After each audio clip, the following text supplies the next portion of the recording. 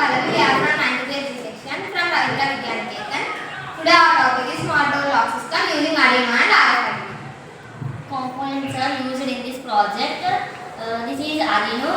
The brain of the project controls all components, decides whether to grant or deny access based on the RFID card data. This is servo motor.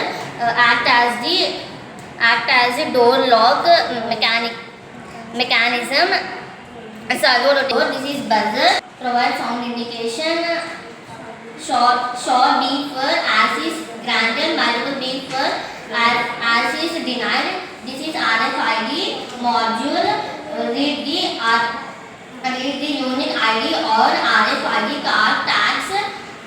This is RFID card tags has unique ID authorized the card authorized in the pre-registered in the program for access control.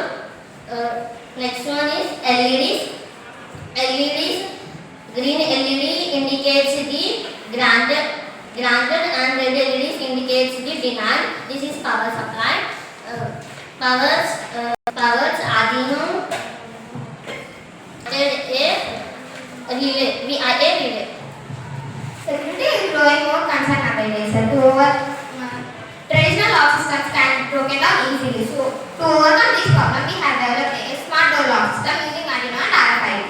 This system uses RFID reader to read RFID codes or tags. Each authorized user is given a specific card with a unique ID. The Arduino scans the ID and against stored database. If the ID matches, the door green LED and buzzers act as a sound access granted. If the ID does not match, lights up red LED and will not unlock the door and buzzers error sound. This ensures that only authorized users can open the door. The lock will go into its original place after a few seconds. This project is cost effective, reliable, efficient, and this system can be used at houses, offices, schools, and other areas. Let's see the working model of this project. This is the ID which we have connected to this RFID module. If we keep like this, it will unlock the door and lights up green LED. This is the ID which we have not connected to this RFID card.